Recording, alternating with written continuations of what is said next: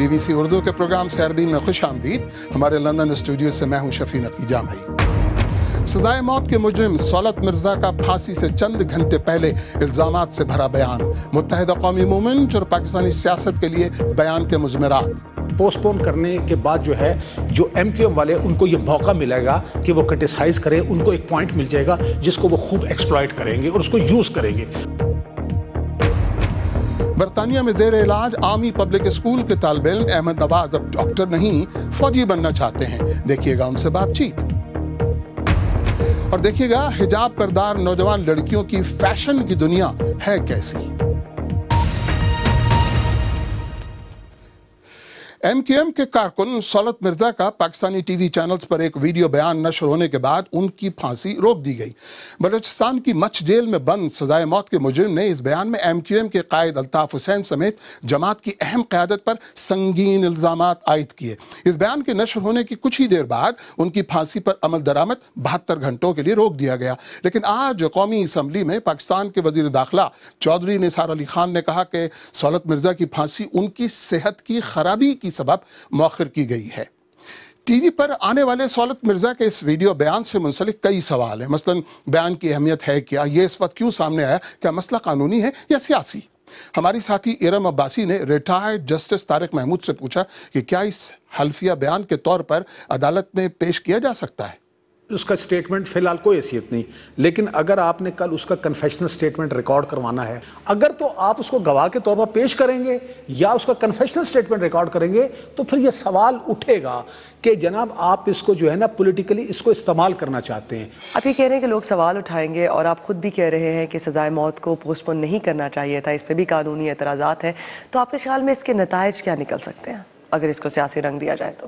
پہلی بات یہ ہے کہ پوسٹ پون کرنے کے بعد جو ایم کیو ایم والے ان کو یہ موقع ملے گا کہ وہ کرٹیسائز کریں، ان کو ایک پوائنٹ مل جائے گا جس کو وہ خوب ایکسپلائٹ کریں گے اور اس کو یوز کریں گے، اور اس طریقے سے پھر دیکھیں سائملٹینیسلی یہ بات بھی ہو رہی ہے سندھ میں کہ جناب یہ پیپلز پارٹی اور وہ ان کو گورنمنٹ میں بھی لانا جا رہے ہیں۔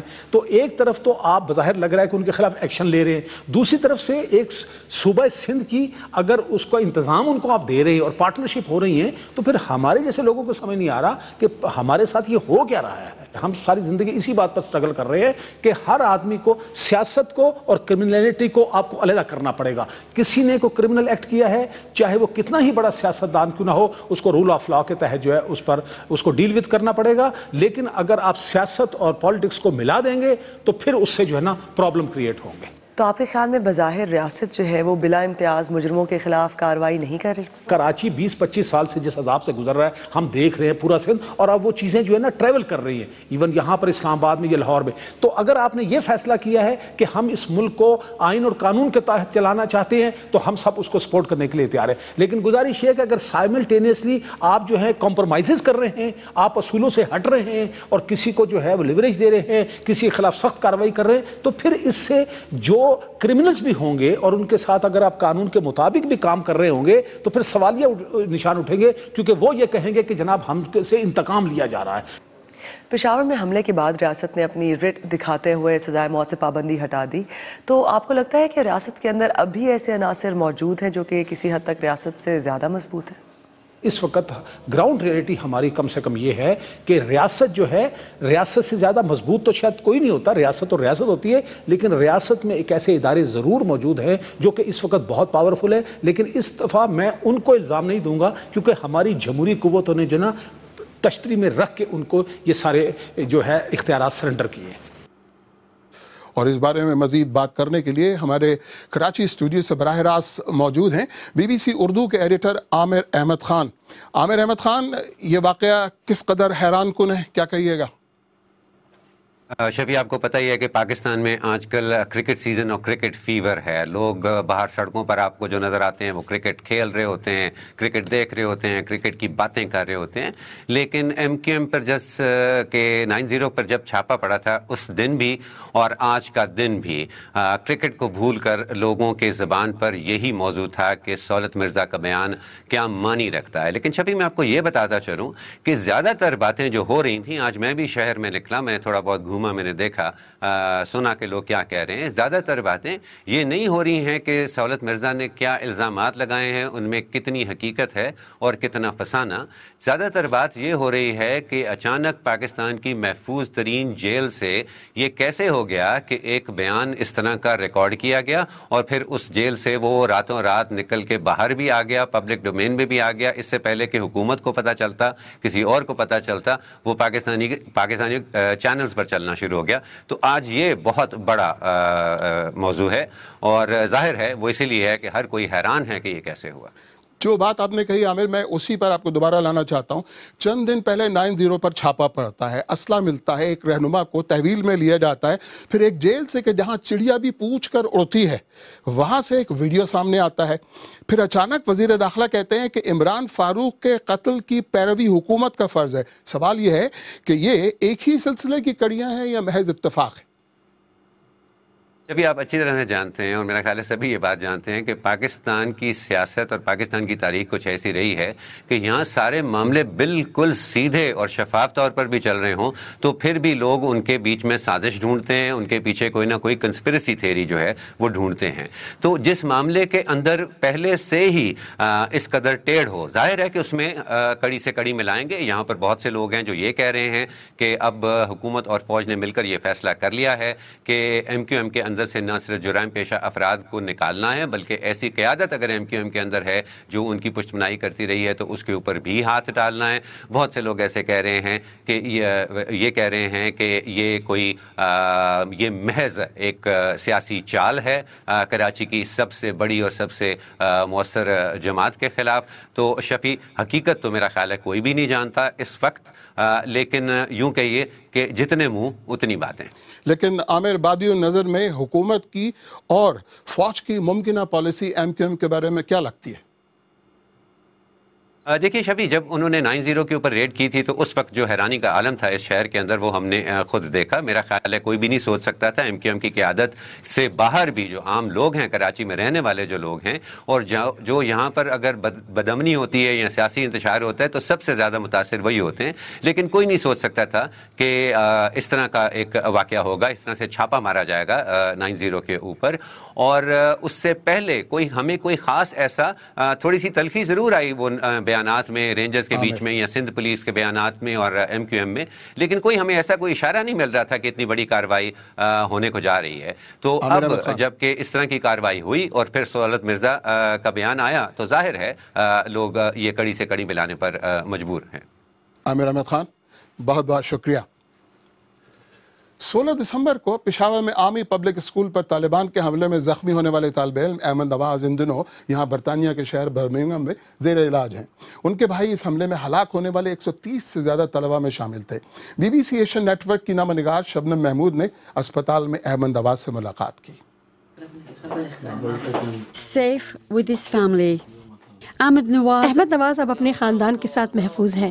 وہ پشاور میں آرمی پبلک اسکول پر طالبان کے حملے میں زخمی ہو گئے تھے. میں خاموشی سے لیٹا رہا جیسے میں مر چکا ہوں. میرے جسم پر خون ہی خون تھا. میری قمیض بالکل لال تھی. میرا چہرہ بھی خون سے تر تھا. اس وجہ سے وہ لوگ یہ سمجھے کہ میں مر چکا ہوں. احمد کو علاج کے لیے برمنگھم لایا گیا جہاں وہ اب صحت یاب ہو رہے ہیں.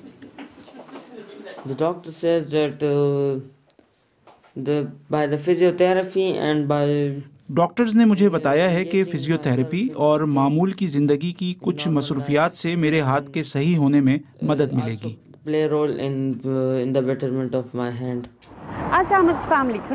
احمد کے خاندان والوں کو طالبان مسلسل دھمکیاں دے رہے ہیں, اس لیے ان کے پاکستان واپس جانے میں ابھی کچھ وقت لگے گا. تب تک ان کی تعلیم کا بندوبست یہی کیا جا رہا ہے.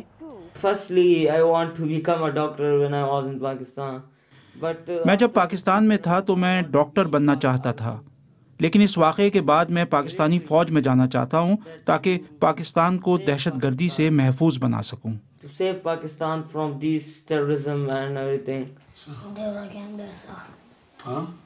احمد اور ان کے خاندان والوں کو اپنے مستقبل کا تو پتہ نہیں, لیکن فی الحال وہ اس پر خوش ہیں کہ بدترین حالات تو گزر گئے ہیں. BBC एशिया नेटवर्क की नामा निगाह शबनम महमूद की रिपोर्ट। और अब दीगर अहम खबरों पर एक नज़र। ट्यूनिस में गुज़िश्ता रोज़ होने वाले हमले के सिलसिले में 4 मुशतबा अफराद को गिरफ्तार कर लिया गया है। हमले में 20 गैर मुल्कियों समेत 23 अफराद मारे गए। हुक्काम के मुताबिक गिरफ्तार होने वाले अफराद का हमले से बराह रास्त ताल्लुक है।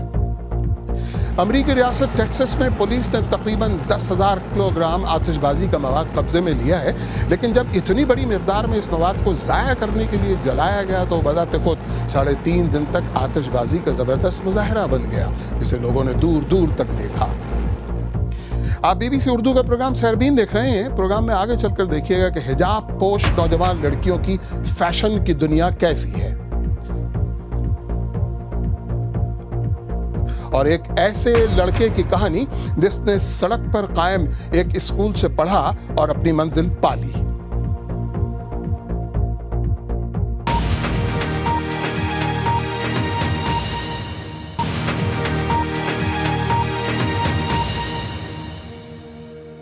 BBC उर्दू के प्रोग्राम सहरबीन में एक बार फिर खुशामदीद।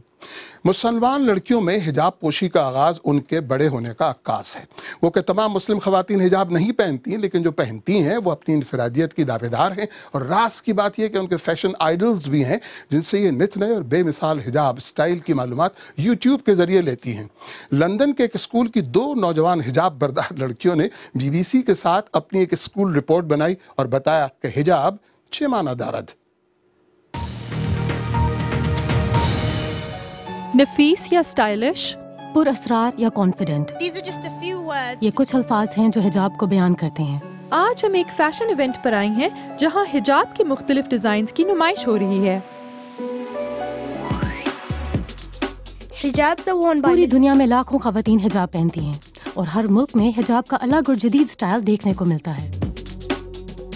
At this exhibition, organised by the British council की इस नुमाइश में हमने इंडोनेशियाई डिज़ाइनर डियान फिलांगी से उनके हिजाब के अलग अलग डिज़ाइन्स के बारे में बात की। मैं उन किस्म के हिजाब के ट्यूटोरियल्स शेयर करती हूँ जो आसान होते हैं और दुनिया को ये दिखाते हैं कि हिजाब भी खूबसूरत हो सकता है। इसे स्टाइल करना बिल्कुल मुश्किल नहीं है और आप इसे हर किस्म के तरीके से पहन सकते हैं। जब हम ये सोच ही रही थी कि ये दिन इससे बेहतर नहीं हो सकता, तो अचानक हमारी मुलाकात डिजाइनर आमिना किन से हो गई। उनकी हिजाब के ट्यूटोरियल्स देखकर हमें हिजाब के फैशन से मुतालिक बहुत से आइडियाज मिलते हैं। हम आज आपको मिलकर बहुत खुश हैं। आपको कौन सा डिजाइन अच्छा लगता है? मुझे हिजाब अच्छा लगता है क्योंकि इसमें बहुत सी सिलवटें होती हैं और ये मैंने खुद डिजाइन किया है, तो इसलिए मुझे ये और भी अच्छा लगता है। और कौन से मुल्क में सबसे अच्छे डिजाइन होते हैं?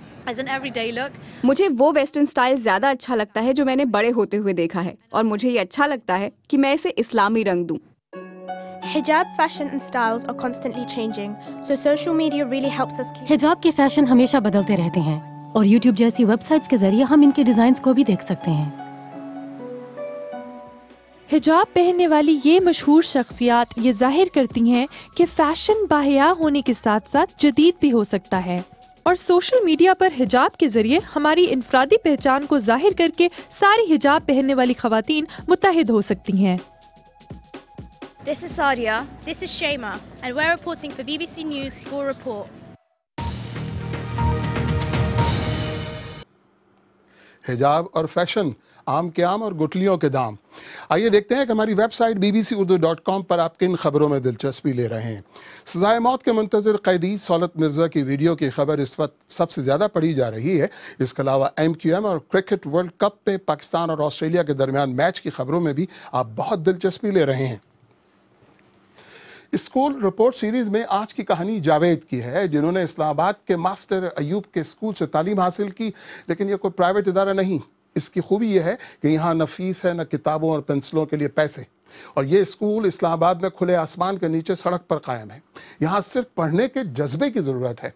अपना तालीमी सफ़र मुकम्मल करने के बाद अब जावेद फायर ब्रिगेड में मुलाजमत करते हैं। जावेद ने हमारी नामनिगार नौशीन अब्बास को अपनी सफ़र के बारे में यूँ बताया। मेरा नाम जावेद है। जब मैं बचपन में छोटा सा था तो मुझे मेरे वाले साहब ने मदरसे में छोड़ा। 3-4 महीने मैंने मदरसे में गुजारे हैं।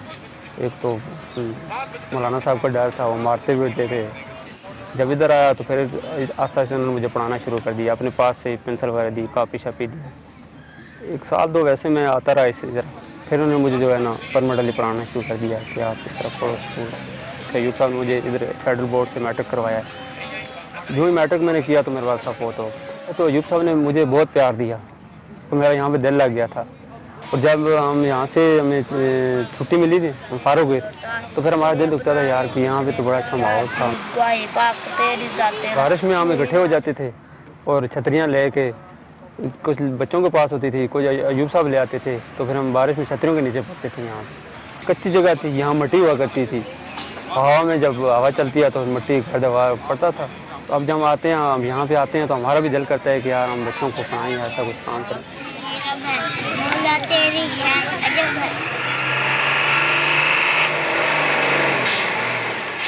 فائر بریگیڈ میں کام کرنا ہمیں بہت اچھا لگتا ہے، کیونکہ وہاں پہ جہاں سے ہم سٹارٹ ہوئے ہیں اب آگے بھی ہمیں وہی موقع ملا ہے کہ ہمیں انشاءاللہ ہمارے استادوں نے جو ہمیں سکھایا ہے کہ انسانیت کی خدمت کرنی ہے.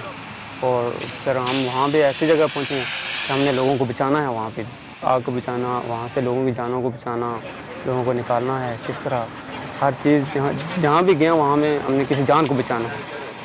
تو انشاءاللہ ہماری کوشش ہے. اور ایوب صاحب ہمیں یہ نصیحت کرتے رہتے ہیں کہ یہ نہیں بس آپ فائر میں ادھر بھرتی ہو گئی ہو تو بس ادھر فائر میں نہیں رہو، آگے ترقی کرنے کی کوشش کرو، آگے بڑھو، جہاں تک ہو سکتا ہے جہاں محنت کرو اور آگے بڑھو. تو انشاءاللہ ہماری کوشش ہے کہ ہم آگے بڑھیں گے. انہیں کہتے ہیں گدڑی کے لال، سڑکوں پر تعلیم پانے والے اور پہنچتے ہیں اپنی منزل مراد کو. اگر آپ یہ رپورٹ یا آج کا پروگرام دوبارہ دیکھنا چاہیں تو ہمارے YouTube چینل پر آئیے. پتہ ہے youtube.com/BBC اردو. یہاں پر ہمارے پرانے پروگراموں کے علاوہ کرکٹ کے شائقین کے لیے اب آپ کو کرکٹ ورلڈ کپ سے متعلق خصوصی پلے لسٹ بھی ملے گی. آخر میں آپ کو یہ یاد دلاتے چلیں کہ آج کے پروگرام کا اہم موضوع تھا سزائے موت کے مجرم سہولت مرزا کے بیان کے سیاسی مضمرات. ہم نے ان کے بیان کی قانونی حیثیت پر بات کی اور تجزیہ کیا کہ ان کی طرف سے پاکستان کی ایک بڑی سیاسی جماعت متحدہ قومی موومنٹ کی قیادت پر لگنے والے سنگین الزامات کا اس وقت کیا مقصد ہو سکتا ہے. اگر آپ چاہیں تو مجھ سے اور ہماری ٹیم کے دیگر ساتھیوں سے ٹویٹر پہ بھی رابطہ کر سکتے ہیں. میرا ٹویٹر ہینڈل ہے @شفیع_نقی_جامعی. اس کے ساتھ ہی سیربین اختتام کو پہنچا. پروگرام میں پیش ہونے والے موضوعات پر اگر آپ اپنے خیالات کا اظہار کرنا چاہیں تو فیس بک، ٹویٹر حاضر ہے. آپ ہمارے ہینڈل @BBC اردو کے ذریعے بھی ہم سے رابطہ کر سکتے ہیں. شفیع نقی جامعی کو پوری ٹیم سمیت اجازت دیجیے گا اور اگر ہو سکے تو ہماری ویب سائٹ bbcurdu.com پہ بھی نظر ڈال لیجیے گا. خدا حافظ.